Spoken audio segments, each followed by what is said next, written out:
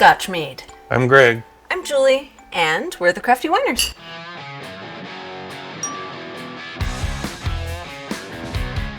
And in fact, we're drinking Butterscotch Mead. We're drinking room temperature Butterscotch Mead because we didn't think ahead and chill it, but it's actually pretty good. But it's not, room temperature is okay. It'll be better cold.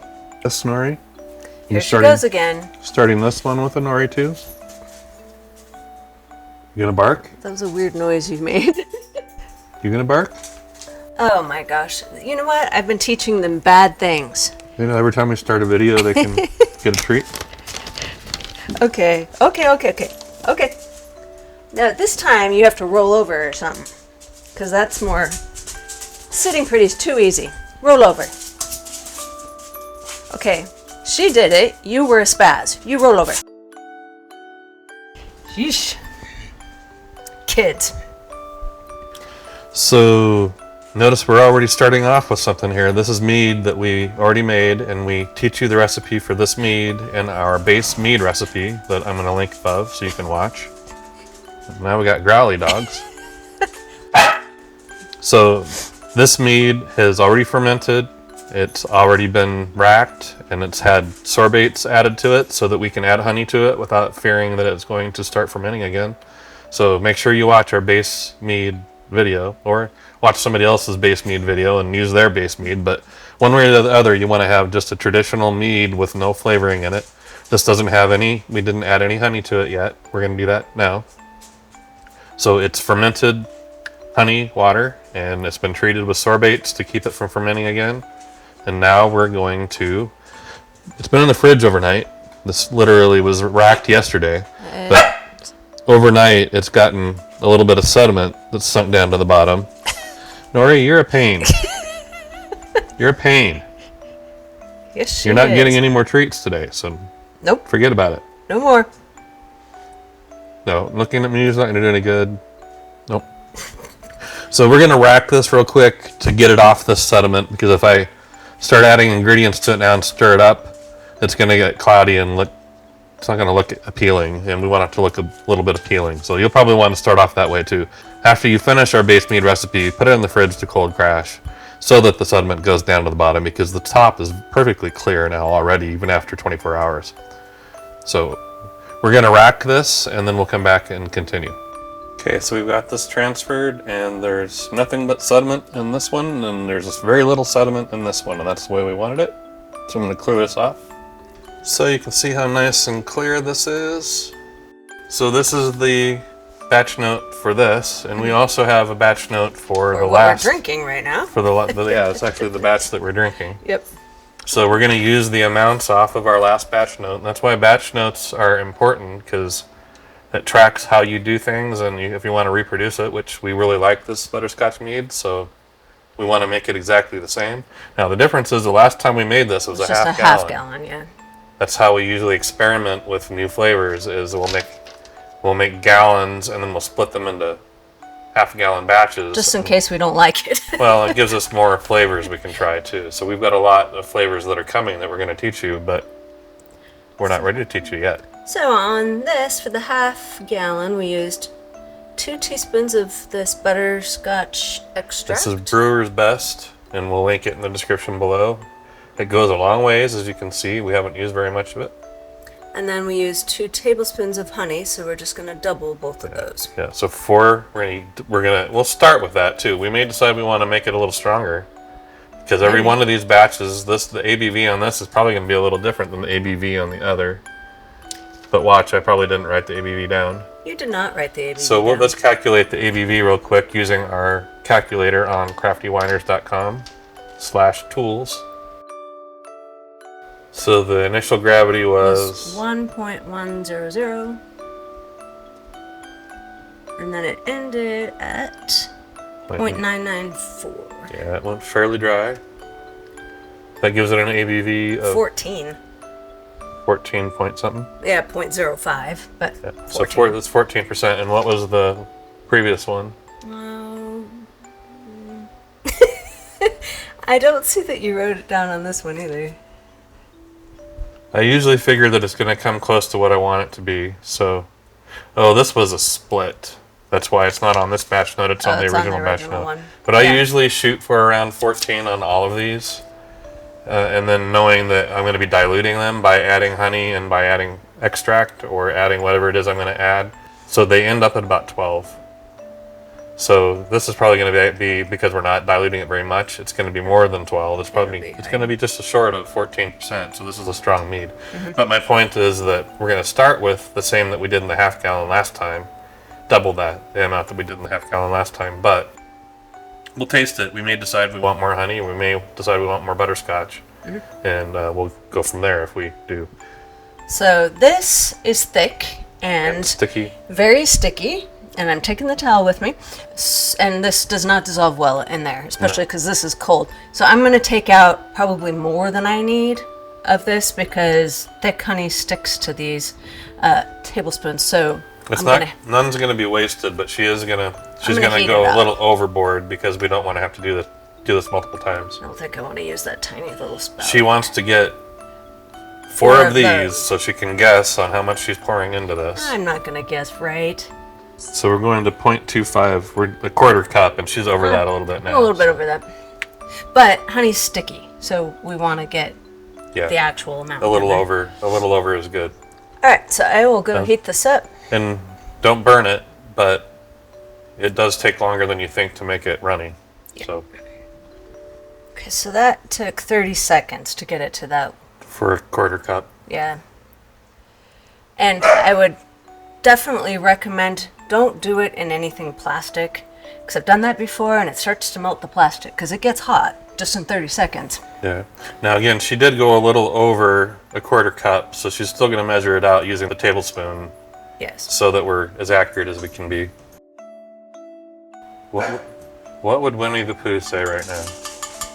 There's a rumbly in my tumbly. Oh yes, I'm rumbly in my tumbly. Time for something sweet. I can see him saying that. Of course, I'm putting it in the mead and not giving it to Winnie the Pooh, so he might say, "Oh, bother." That is 4. Okay, so we won't be wasting this honey. This will go back into the container or a different container eventually once it cools back down. Yep. Well, or not. I guess we could heat it up again. Okay, so then we want 4 tablespoons of honey, 4 teaspoons of butterscotch, yes. this is very, very strong, very potent stuff. So recommend any of the Brewer's Best that we've tried have been pretty good. I think one exception that we didn't really care for it was Huckleberry? yeah, I think it was Huckleberry. Had a kind of a harsh flavor that we didn't really care for. And it didn't seem a lot like Huckleberry. I think Huckleberry is difficult. Yes, it is. So there's 1, 2, 3. Trying to count those drips. Do a little bit less than the last one. I'm going to call that 4 with the amount Oh, I can smell it. that's dripped in there. Yeah, very strong. Okay, you got to finish off the first one. Here, I'll give you another glass. Oh, crap. Yeah. I'm lagging. We need a sucky thing though, huh? Yes, we do. I'll go get one. Sucky thing. So again, our mead is 50-some degrees. It's very, very cool. Yeah, you can tell And the honey has partially solidified. But that's okay because we're going to get an idea when we taste this of the combined flavor profile. But we know this isn't going to be ready to be drinked. Drank? Drink. I don't know. I don't know what the proper one We're is. not going to actually drink it There you go. for probably at least 3 months. It took 3 months for this last batch to be ready because it starts with a harsh alcohol flavor and it needs some time to meld. So we're not going to be overly picky today. We want it to be kind of in the neighborhood, and we kind of remember what it tasted like the first batch. But we do know that this isn't going to be. It's not going to be great. It's not going to be ready. It's going to taste like vodka, honey, and butterscotch, kind of, till it sits for about 2 to 3 months.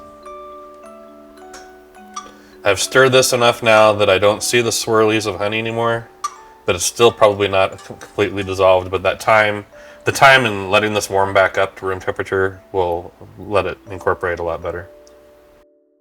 It may be an unpleasant switch going from the nice flavor that we're drinking now to this one that we know is going to be harsher. I'll brace myself for it. It wasn't as harsh as I was expecting it to be. The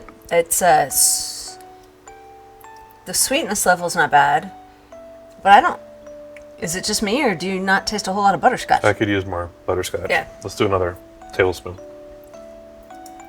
Teaspoon. Teaspoon. Let's do another teaspoon. I like to be really 100% consistent all the time, but you will find that with different batches, especially of mead, where batch to batch, you may need to adjust it a little bit. And who minds having to taste mead a couple of times to get it right? Not me. Then when we get down to here and we're still tasting it, then maybe we've got a problem. Then there's a problem. These Brewer's Best extracts are Oh. they are water-based, not oil-based, and that's important. Okay, so do you remember if the butterscotch flavor intensified when it was sitting? It's been a while. We made this less sweet now. Because I so smell it, but I think I think it's pretty close to how it was. It does get better as it sits. But, I mean, that doesn't keep us from putting a little more in. Right now we're at 5 teaspoons of butterscotch extract and 4 tablespoons of honey. honey. And it's not going to hurt anything to do a little bit more of both. Do you think it needs to be sweeter? Not necessarily. You're drinking the wrong one, though. No, I'm trying to compare the sweetness level. I think it's good the way that it is. It's going to be 3 months. 3 months of patience. And you also, at the end of the 3 months, can taste it again and decide, hey, I want to put a little more. There's nothing that says you can't do Yeah, that. that's true. So I think here's a good stopping point for this. And it's a good starting point for you guys to try this mead. And the amounts that we gave you are going to get you under the ballpark. But I do almost guarantee you that you're going to want to give it at least 2 months and maybe 3 months. Nothing keeps you from tasting it along the way, but before you're going to be happy with the final flavor. Yeah. So I guess we'll find out if we need to put more in 3 months. We're going to go ahead and release this video. We're not Yeah. going to wait 3 months, but we can come back and do a tasting of all of our meads at some point and give you an idea. Pippin wants to know if she can lick the spoon. Oh, could dogs have honey? Not our dog, maybe, but Oh, yeah. some dogs. She's already hyper. She would like it, though. It's always a good idea to check your pH before you bottle it. We want it to be 3.8 or lower. We are not going to do that with this mead because, for one, it's 14% alcohol and it's not going to last long. We're not going to be putting this in bottles and leaving it on the shelf. If you are going to do that, you want to probably adjust your pH, but you are going to take away some of the pleasantry of the mead by lowering the pH. Yeah. But 3.8 is a very good marker to go to if you are going to bottle it.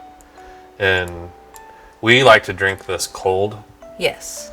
We are drinking it warm, as we said, because we didn't think ahead and put it in the fridge, and it's not bad. It's not bad warm. But it's a lot better when it's cold. Cold is so better. Cold also, if you're going to keep it cold the whole time, you also don't need to worry as much about the pH. Right. Thank you guys for watching another one of our videos. We appreciate you tuning in. Hope you guys try it and leave us comments and questions. We will respond to you. Please like the video and subscribe to our channel if you haven't already. And if you have, thank you very much for your support. And until next time, cheers.